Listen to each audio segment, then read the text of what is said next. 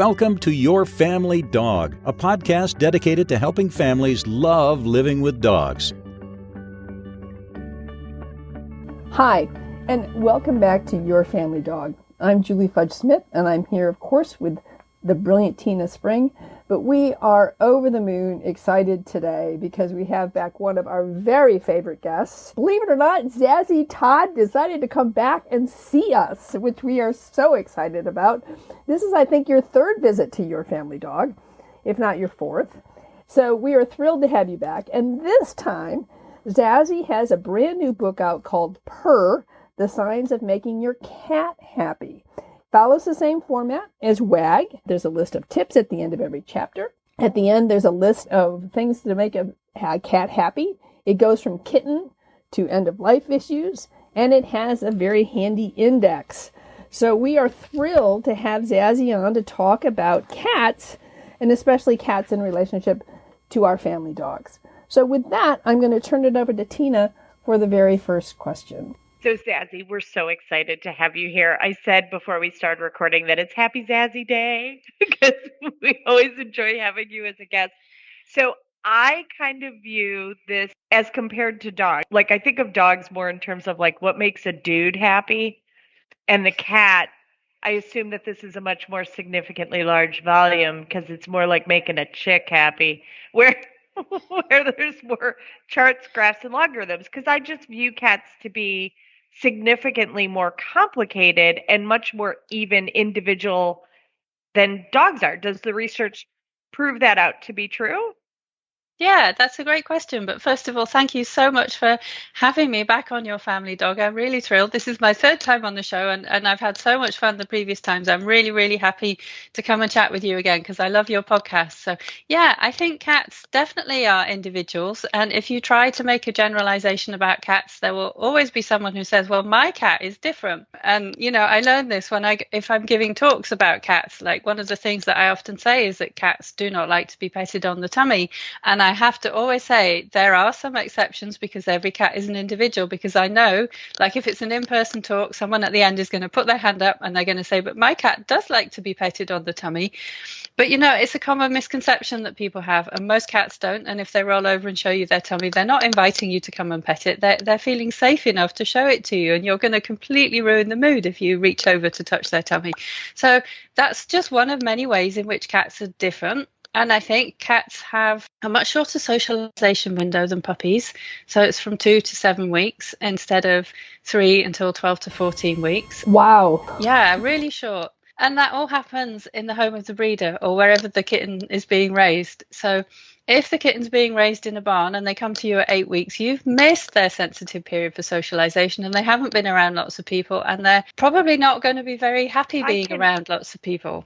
I can only imagine that my cat, because I didn't get him until he was like 8 months old, he must have been socialized in a frat house because he thinks he's a dog. He's like a weird cross between a monkey and a dog. He's just completely weird.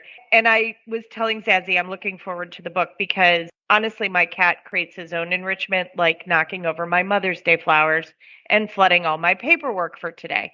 So, you know, he stays off the table for weeks and months at a time. And then the one time there's a vase with flowers, and then all my paperwork gets flooded. It's super fun. So I didn't know that about the prime socialization period. That's stunning. Yeah, so it's very different from a puppy. When we bring a puppy into our home, we know that they're still in that sensitive period for socialization, and we want to take them to puppy class and make sure they're socialized to lots of different people and get used to household sounds and so on. With a kitten, the sensitive period is so early. We want to make sure that you're getting a kitten from somewhere where the breeder has done that for you. And then it's still important to build on that when they come into your home. So they're still young, their brain is still malleable and plastic, but they're past that period. You just have to kind of build on whatever experiences they've had. But we know, for example, that it's important for kittens to be handled by multiple people when they're small, 4 or 5 people, because if they're only handled by one person, what happens is they get used to that one person and they can become quite fixated on that one person, but they're not going to be very friendly to other people. Whereas if they're handled by multiple people, then as young cats or adult cats, they will be friendly to more different people. So I think that's one of the reasons why there's so much variation between kittens is just because there is a lot of variation in socialization, and some kittens unfortunately are not brought up in the best circumstances, and they're probably not going to be so confident around people as adult cats. So they're going to be much shyer. And obviously there are other factors too, like genetics, maternal stress, and when the kitten's in the womb and things like that. But that sensitive period thing, it's something that a lot of people don't know. And yet as people with dogs, we're used to knowing that that's something that we have to think about all the time. And so for kittens, it's kind of a bit different. And it really does come into, where are you getting your kitten from? Are they being raised in a home surrounded by household sounds rather than in a barn or someone's garden shed or something where they're not getting used to dishwashers and washing machines and children and so on? And you really need that to happen. And it's something people don't think about. No, I was absolutely blown away when you said that. I had no idea it was that short a time period. So what I found interesting is when you said if they're only handled by one person, they may fixate on that person. It almost sounds like imprinting, kind of like, birds will imprint on the first thing that they see. That's why baby geese follow their mother. It almost sounds like there's an imprinting factor going on with kittens as well. And that in order to avoid that, you have to have them handled by multiple people during that time period when they are adjusting their attention towards adults. Yeah, I mean, their brain is learning so many things, and if they're handled by multiple different people, then they're learning that, oh yeah, there are going to be lots of different people in my life, and then they'll build on that and be sociable and friendly to lots of different people. So Zazie, how sticky are they as far as, for example, if like my cat was, found at 7 or 8 months and was neutered and ended up in rescue and just, got trapped basically. So he's crazy social with dogs. Like, he thinks dogs are hysterical. But based on what you're saying, it sounds like if a kitten, very young, wasn't around dogs, didn't have exposures that were positive to dogs, it sounds like you probably are not going to be super successful trying to introduce a dog or a puppy to that cat. Is that true?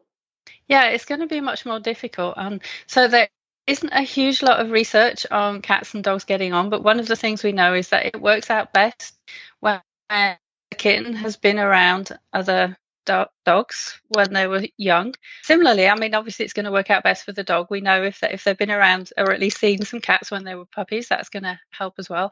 But yeah, so if you're bringing a kitten into a home, it's much easier with a kitten. If you're bringing home an adult cat who's never been around dogs, it's going to be very hard for them to get used to being in a home with a dog. They may find it quite frightening and stressful because they're not used to dogs, and dogs are big and they can be threatening, and obviously some dogs actually will attack or even kill cats. They may think of cats as food, so it's going to be quite a challenge to bring them in together. So if you're getting a cat or a kitten and you already have a dog, you can, first of all, if you're getting an adult cat, make sure you're getting one that you know is used to dogs already and friendly. And that helps. For example, when I got a dog last year, I had the advantage of knowing already that my cats had got on with my previous dogs, so they were likely to accept a new dog so long as that dog was friendly to cats. That was a good thing to know. But if you're bringing home a kitten, I think if they're still a kitten, they're going to be able probably to adjust to a dog, but it's going to take them longer. But it will really be best if they have had some experience with a dog before. So, Zazie, one of the things when you were talking about introducing kittens to a household with dogs, several questions came to mind, but one of the things that I know can be very difficult for people is introducing a new cat or new kitten to an existing cat in the house.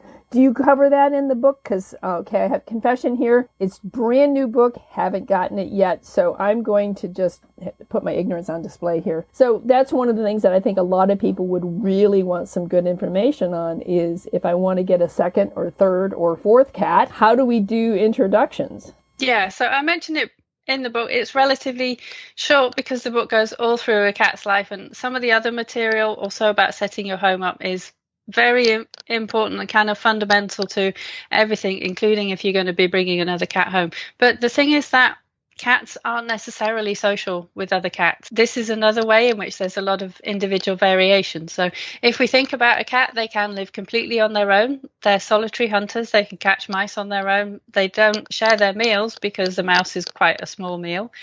So they're not necessarily going to be sociable with another cat. On the other hand, we know from some of the feral cat colonies that cats can cooperate quite a lot. Mother cats especially can cooperate a lot with each other. They will look after each other's kittens, move them out of harm's way, even suckle the other cats' kittens and so on. So they can also be very sociable. And again, it's going to depend in part on their early experiences. So if their mom was good with other cats, and as a kitten they saw their mom interacting with other cats, that's going to help. They themselves, if they've been around other cats, that will help too.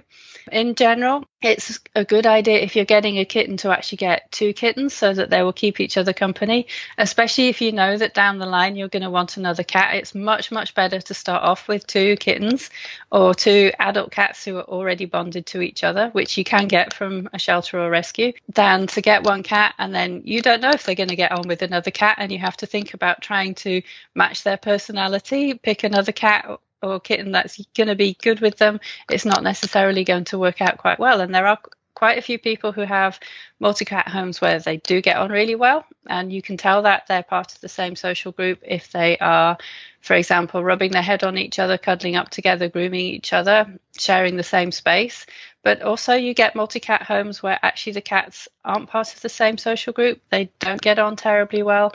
And there's not necessarily overt fighting, which people find quite easy to spot, obviously. But it might just simply be that one cat is blocking another cat from getting access to resources like to food or to the litter tray or something like that. And that's a more subtle sign that people often miss and they don't necessarily realize that their cats aren't getting on. Do you find that people tend to oversimplify how, quote, easy a cat is? Like, do they just default to my cat's healthy and happy and cats don't need enrichment, like it's just a cat? Do you get a little bit of that stuff from we naughty dog people? I think you get that from a lot of people, actually. I think there is a perception that cats are easy pets, that if you don't have that energy for a dog, well, then you can get a cat because the cat's going to be easy. And okay, so you don't have to take them for walks. You can train them to if you want to, but most people don't, and that's okay. But especially if the cat is indoors only, and there are lots of good reasons why some people, depending where they live, might choose to keep their cat indoors only. And my cats are indoors only because it's much safer for them. But that means they can't go out and find their own enrichment. They can't go sit in the long grass outside and follow smells and listen to birds and watch insects fly by and so on. So they just have this kind of barren environment in the house. And it really helps if you provide more things for your cat, if you give your cat things to do, if you make sure that the environment is set up right for them. And these are things that a lot of people don't really think about until they get to a point where their cat is having behavior issues. And if you set all of these things up right to start off with, instead of just assuming, oh, my cat is happy, but you think, oh, what can I do to make my cat happier? Then you're going to have fewer behavior issues and you're also going to have a better relationship with your cat. That was going to be my next question, is that if you increase your cat's happiness by enriching its environment, it's going to have fewer or less severe behavior problems. And then the other thing I was wondering is if you have a multi-species household, so you have dogs and cats, if you have enrichment for your cats and enrichment for your dogs so that both of them are happier, do you find that you have fewer behavior problems between species? It would stand to reason, wouldn't it? And I don't think anyone has specifically tested that, but it would make sense. What we do know about the relationship between dogs and cats is that actually the cat is the most important part of the equation. There's a couple of studies that have found that if the cat is comfortable with the dog, then they're likely to have a good relationship, and that cat's comfort is much more important than the dog's comfort. And I think that makes sense because the cat is the smaller, more vulnerable part of the equation. And so the kinds of things that we can do. Yeah, I'm going to throw a flag on that, Zazie, because if you've ever tried to give a cat a bath, I would not consider that cat vulnerable. It's kind of like trying to, I don't know, put a raccoon in a net. Like, they're pretty good at defending themselves. Sounds to me it'd be like kind of like trying to bathe a kraken, you know? But you don't want to put them in that situation where they have to defend themselves. And that's how it is with the dog, okay? Right. So they may have to defend themselves or feel that they have to defend themselves against the dog. And you don't want that to happen. And yes, it's true that a cat can just scratch a dog's nose and that's painful for the dog. And that often is enough to sort out a relationship, but you don't want the cat to have to attack the dog. Of course. And I was teasing more than anything else, but I was like, "Hey Zaz, you ever tried to put a cat in a crate? Because like they're pretty good. It's a little bit like wrestling a squid. Like they're pretty good at not doing what they, again, more like training a woman, I think. Well, it's like they grow extra arms and legs. Yeah, so Christopher always jokes when he picks Quinn up that Quinn must have a tube of ball bearings in the middle of his body, and he just shifts his center of gravity however he wants it so that parts of the cat are difficult to hold on to. I mean, our cat's hysterical. He's a pain in the butt, but he's my pain in the butt. But they're really fascinating creatures. They're really, really fascinating. I had a local vet who was interested in cat behavior tell me that cats really have more like a primate brain. So if you think more monkey, they make more sense to you that way. Maybe, but can I come back to the crate thing? Because you're absolutely right. So many people have this experience of getting the carrier out because they've got to take their cat to the vet, and the cat has these extra arms, and even they just run and hidden it, and you can't even find them. Right. Never mind forced to be in. But if you think about it as a dog person, if you were trying to put a dog in a crate, what would you do to get your dog to go in? You would train them. So you can train your cat. Course. And I have. Like my cat sleeps in his crate, goes in the dog's crate. Like he's not that kid. But yeah. I was joking, Zazie. I know, but there's a serious point that I want to get across, because for people who aren't like you, there are so many people who think that you cannot train a cat, and actually you can train a cat, and you can train a cat with positive reinforcement just like a dog, and you can train them to go in their carrier. And it's easier if you start with a kitten, but you can do it if you're starting with an adult cat who's had those horrible experiences and is terrified of it. You can do it, and there is a plan to teach your cat to go in their cat carrier in the back of the book. And one of the reasons it's so important, is because people don't take their cat to the vet as much as they should do because they find it so difficult. And the other is that there is actually some research that shows that when cats have been trained to go in their carrier, it is much easier to take them to the vet. They're less stressed in the car on the way there. They're less stressed actually at the vet, and the vet is able to complete the exam instead of having to give up because the cat is so stressed. So, I mean, we go from this stereotype and this experience that so many people have with their cats that they can't get them to the vet. And actually, if you follow a training plan, and you may have to do it very slowly if you're starting with an adult cat, but if you go at the cat's pace and you teach them, it makes such a big difference. And that's why I included 2 training plans at the back of Purr. And one of them is for teaching your cat to go in their carrier, because it makes such a big difference to a cat's life. You know, it's interesting. I think that there is this fear among animals of containment in a way that I have no ability to get out. We had a horse who she would load into into a large trailer, but she would not load into a box trailer. It was too confined for her. So we taught her, using positive reinforcement, to target her nose to a hot pad. And then we just put the hot pad in the door of the box trailer and progressively moved it back until she targeted and she would load. And it didn't take that long. But I think that people have a tendency to say, oh, this animal can't do it, I'm done. And I think that it's a real testament to positive reinforcement training that if you take a step back, that it really does work. It works on cats. It works on horses. And, by the way, it works on husbands. Just want to throw that one out there. That's funny, because now we're all wondering what you're currently teaching Brad. He's too old to be taught, but in general, he's one of those exceptions to the rules. So Zazie, you'd be interested to know that my staff and I are working through the cooperative care book from Dr. Deborah Jones, and using it with our cats as well as our dogs. And honestly, it can be pretty easily adjusted for toddlers, but my cat's annual visit was last week, and he's always been good about going in and out of a crate. We've always done, like, if I give him treats, they happen in the crate, just like I would do with a puppy. He often just sleeps in there on his own. He's totally comfortable with it. But I took those churu treats. It's like a liquid in a tube. I don't know if they have them in Canada. Yeah. But I took that for his annual visit when I took him last week, and handed that to the vet tech. And I mean, I don't think he loved going to the vet, but it was much less stressful than it had been previously. We used Feel Away. I did some things specifically to go, okay, dude, we're going to let you settle out and be a little more relaxed. Is there any research on those new crates where the top slides and the bottom tray stays the same for cats for like transportation and vet visits, that whether or not that's less stressful? It's recommended to have some kind of crate in which the top comes off, either slides off or actually lifts off, because then the cat doesn't have to come out of the crate in the vet exam, and the vet can just examine them in the base of the crate, and it's much less stressful for the cat for that to happen. So yeah, that's a really good idea and a good thing to do, and I'm so glad that that went much better for you.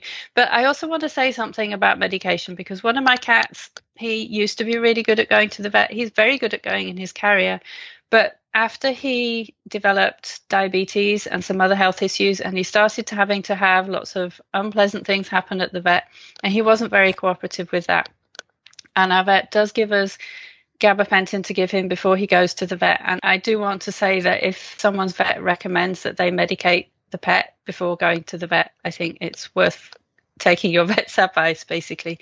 And I think a lot of people feel very uncomfortable about doing that, but ultimately you have to do what's best for the cat, you know, and this is what's best for my cat. That's why my vet recommended it, and so that's why I do it. And he has to have 2 injections a day of insulin, and he's really good with that. You know, he's quite used to that. He comes to get his injection every day, and he gets a treat afterwards, and he gets his meals at the same time, and that is all absolutely fine. It's just the stuff at the vet that he is no longer very happy with, because it involves blood tests and other things like that. So, you know, I think that that's something to remember. I remember when one of my dogs was being treated for cancer, and he was really cooperative at the vets. He would just trot in. He loved them, but they had to do a blood draw every time, and his veins started to get hard. And he got to the point where it was becoming increasingly difficult for him to be cooperative in a situation where he had been cooperative. So I think it's important to remember that just because you have gotten your cat or your dog to a certain point, if circumstances change dramatically, you need to take a step back and ask yourself, how is it that I can get back to a more cooperative nature for my dog or my cat? And you're right, one of the ways may be we're going to have to give you just a mild sedation so that you can function in this. And so I think that it's important to remember that things change over time. And just because it's great now doesn't mean you don't need to be paying attention, because things may change dramatically if their health condition changes dramatically. I did have one quick question. You said adopt 2 cats at once, preferably 2 kittens, which in my head, dogs, we don't recommend that people adopt litter mates. But it sounds like you are suggesting that adopting kittens that are litter mates is a perfectly acceptable and good thing to do? it is. It's a perfectly fine thing to do. And indeed, some places actually will not adopt a singleton kitten. They want them to go together because it's good for them to have each other's company. It gives them things to do. It means they have each other to play with. And as they grow up, they are more likely to continue to get on with each other. It's not guaranteed, but it's much more likely than if you just bring home another random cat in the hopes that it will get on with your existing cat. We haven't talked about kitten kindergarten, and it's great if you take your kittens to kitten kindergarten, but it's not like having a puppy. It's not so overwhelming as that. Yes, you have to kitten proof your house, but you don't have to take them out and about doing lots of socialization. They're possibly already house trained and litter trained when they come to you. Not necessarily, but probably they are. So it's not overwhelming in the sense that a puppy can be so overwhelming for people sometimes. And 2 kittens will get on well with each other, and it's good for them and good for their development that they can continue to play with each other as they grow up and grow older. And you don't find that takes away from their bonding to the people in the house? So long as they've been well exposed to people, then they're still going to bond well with the people in the house, and it's not going to be an issue at all. And, you know, I think, again, it comes back to those early experiences. If they've been exposed to and handled by 4 or 5 people when they're kittens, then they're going to be okay. And most kittens that you get from a good breeder or a good rescue, they will have been. So they will be okay when they come to your home. Okay, so selfishly, I have questions. So Our cat is 12. He's been an indoor cat the whole time I've had him because we have coyotes here. And he thinks dogs are awesome, so he has no self-preservation. So I have spent tons of money on toys, and he always just thinks they're stupid. He does not play with toys. I get him jingle balls. He's like, that's the dumbest thing I've ever seen in my life. I get him the little thing that you chase the ball around. He's like, that's dumb. Got him the thing that is like flipping around a bird. He's like, that's dumb. I don't know why we're talking about this. The only thing he appears to really, really like is stealing kibble from the dogs. And when the anoles come in the fall, and then he chases lizards around the inside of my house. And while I love you and I want my cat to be fully enriched, I'm not throwing geckos out in my house. So, I mean, do I bring home crickets for him? Like, what are some ideas for the cat who is like, that's dumb, that's dumb, that's dumb, that's dumb? How do you find something that your cat's going to enjoy? There's a whole range of things that you can do. But one thing as a more general thing, not necessarily for your cat, is that cats can get very bored of toys quite easily. So they do need their toys to rotate. You don't have to be buying new toys all the time. You can just put them away for a bit and bring them out again. Some cats have preferences for certain types of toy in the same way that some cats will specialize in certain kinds of prey. So it may be that your cat is a specialist in lizards and geckos, but not so much a specialist in mice or toy birds or toy fish or anything like that. But some cats like to have a toy that moves, so like a flapping fish, for example, especially if they're a bolder cat, because a shy cat can find that kind of toy that moves itself a bit much. Another thing that you can do, though, is that you can make something that Dr. Sarah Ellis calls a sensory box. Basically, you can bring bits of the outside in for your cat to explore. So you get a box and you pick up things from outside that are safe for the cat, whether it's stones or bits of plant that are safe or anything, a feather that you find, whatever. Bring it in and give your cat the opportunity to explore those items. That's one thing that you can do. Never put the cat down in the box. Always give the cat a choice. Like if you've got a bold cat, like your cat sounds quite bold, they're probably just going to march up and look at it. Some people's cats will be quite shy and it might take them quite a while to actually approach this box and smell it, and you have to let them do it in their own time. That's one option. Another thing you can do is training, because some cats like to do training just for fun. And again, if you're used to training already, you will have lots of plans that you can use to teach sit down, sit pretty, and so on. You can just follow those plans. I do have a plan for teaching sit pretty in the back of the book, just to get people interested in the idea of training their cat tricks. He does it already. Well, see, I thought he might also be heels.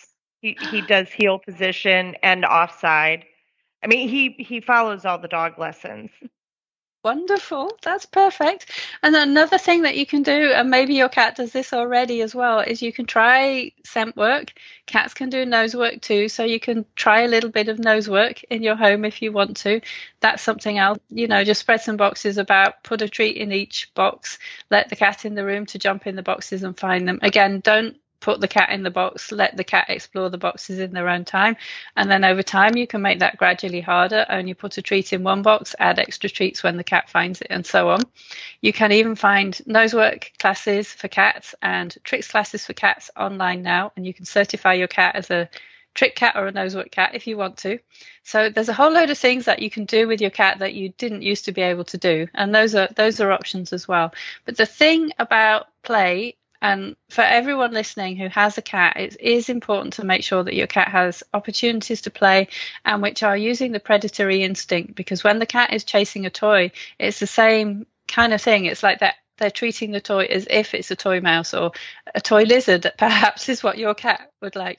And so time to play with a one toy is important. And there is some research that shows that when cats have more time spent playing with the one toy, they actually are less likely to have behavior issues. So that's an important thing for people to do, especially if their cat is indoors only. And my cats are indoors only too, because like you, we have coyotes, we have cougars. It's just not safe for them outside, so they have to be indoors. Zazie, I have a question for you on play. I remember going to the Midwestern Veterinary Conference, and I would always devote at least one day, at least a half a day, to cat stuff and learning about cat language and stuff, because a lot of my clients have cats. But they were talking about play, and that cats play very differently from dogs, and that they tend to do it in short little bursts. That tends to be a few minutes at a time or a few swipes. Have you found that to be true as well? And is that something that people need to understand, that their dog or their cat is how it plays, so that they can more effectively play with the cat? Yeah, and so you have to think about, if you're playing with a one toy, you need to move the one toy as if it's a prey, so as if it's a mouse or as if it's a bird or a dragonfly or something. And also part of the predatory sequence is that first stage of looking and searching and watching.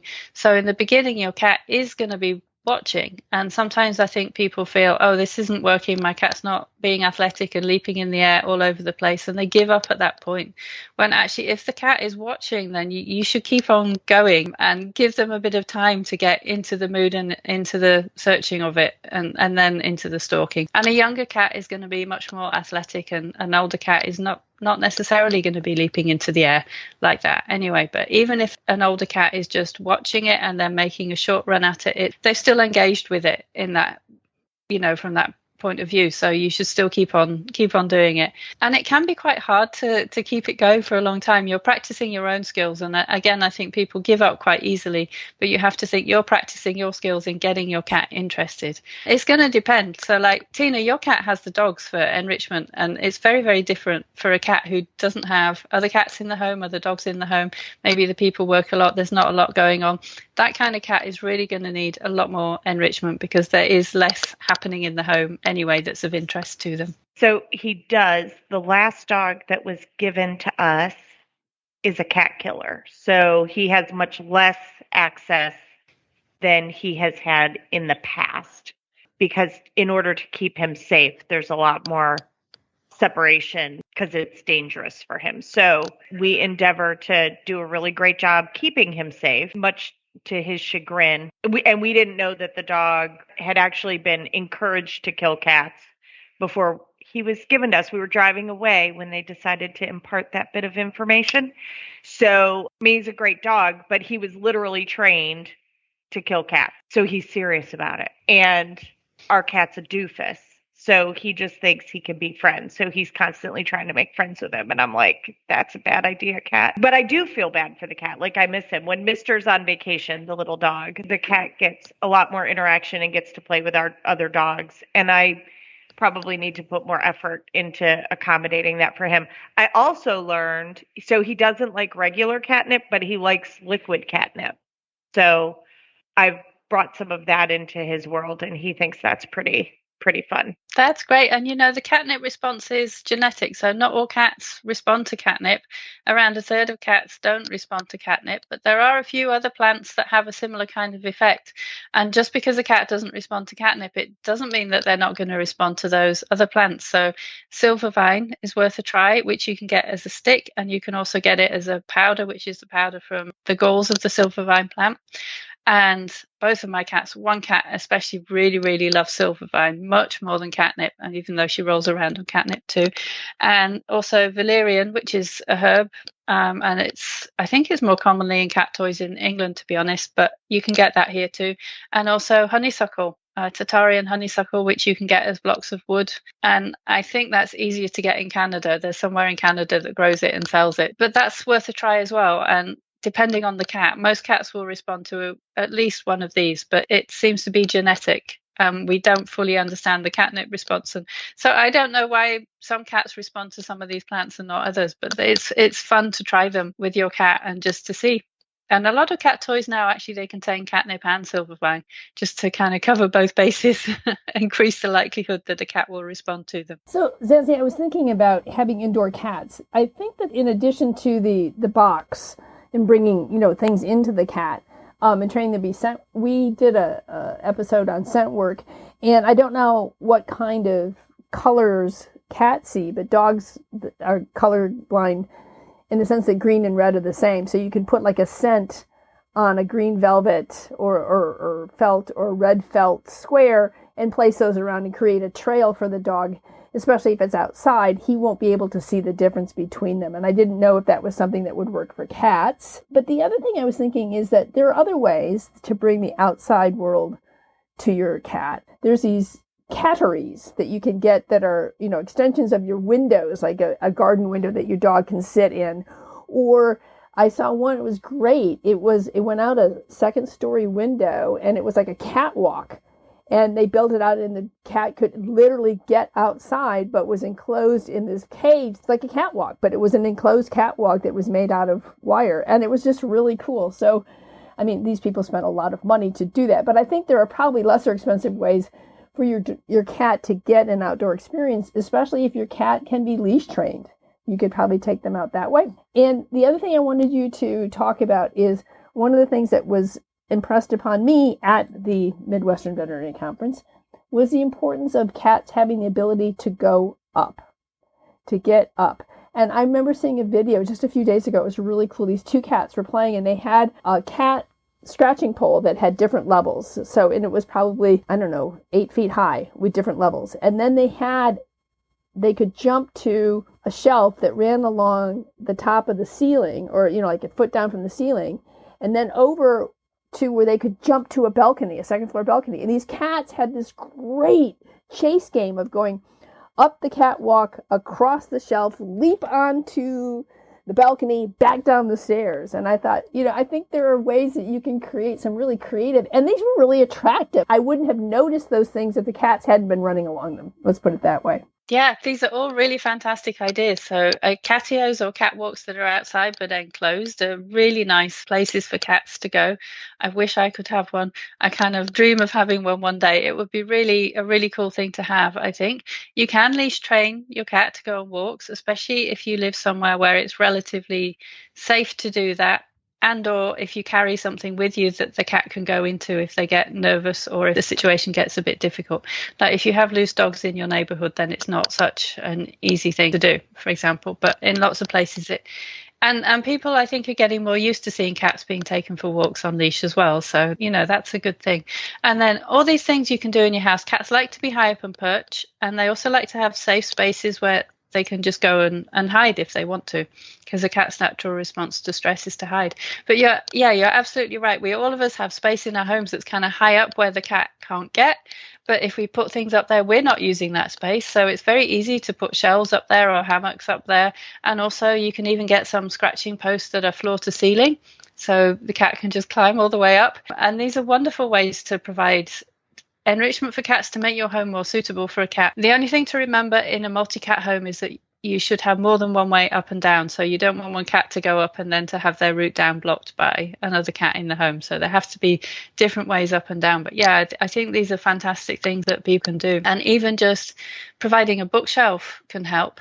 And there was even a study in which the researchers got a bookshelf and put it in a room to see if the cats would use it, and it was one that had levels that the cats could go in and they could go on top, and of course they used it. But the thing is, once you've provided these things, you have to keep providing them for cats as well. So even just to look at the bookshelves that we have, and the bookshelf behind me is not very cat friendly, but I've got another bookshelf in the room which is much more cat friendly, and actually it's one from IKEA, and IKEA even sells special pet inserts that you can put in if you want to make the little squares nice and cozy for the cat to go in. And my cat, especially one of my cats in particular, uses that bookshelf quite a bit. Well, I was also thinking too is that I think having ability to get up and away from dogs is real important. When I'm working with families that have cats and dogs and there's issues, one of the things that I almost always insist on is you need to have a safe space for your cat, and he needs to be able to get away from the dog by either going up or through a gate where the dog can't get through to another part of the house.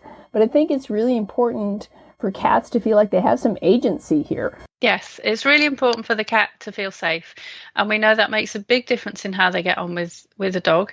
And so, as you say, high up places where they can go up and the dog can't get to, going through a pet gate into a room where the dog can't go. But also just simple things like pulling a settee out from the wall can make a tiny little space behind where a cat can go. And unless you have a really tiny dog, the dog can't get. And that can help. Or just putting cat trees in, so the cat has cat condos that they can go up into. And I think all of these things give the cat spaces where they can go and get away from the dog, and it makes them feel much safer. And so then they're going to feel less threatened by the dog, and they'll get on better with the dog. So if there were 3 basics that every cat owner should know, like if there were just 3 things, what would it be? So give your cat safe spaces in your home. That's really, really important. And the safe spaces should be kind of just the right size for the cat. And if you don't want to go out and invest in lots of cat condos, then just use a cardboard box. We all know that cats like cardboard boxes. You can turn the box upside down, cut a little hole in to make a little nice hiding place there. That will do. Another one is that cats need scratching posts. Cats have to scratch because scratching is a normal behavior for them, and it's how they keep their claws in good condition, and also they're depositing pheromones when they're scratching. So I think it's up to us to provide scratching posts that they actually like, and research shows that when we do that, they will use them, and we can use positive reinforcement to encourage them to keep using the scratching post. And most people pick scratching posts that are too short and too flimsy, and they need to be nice and tall so they can get a good stretch, and they need to be nice and sturdy. So for example, not those things that you stick on a door, that you hang on a door. They're quite popular with people, but they're not very popular with cats because the door moves and they're not high enough and so on. And then it becomes hard to pick just one as the third one. I think I would say that you can train a cat, because I think most people think you can't. And I think it makes a big difference to cats when you do train them, and you should train them with positive reinforcement. You mustn't ever punish your cat or squirt them with water or shake a can at them or anything like that, because just like with dogs, these aversive methods have the risk of causing fear and anxiety and stress.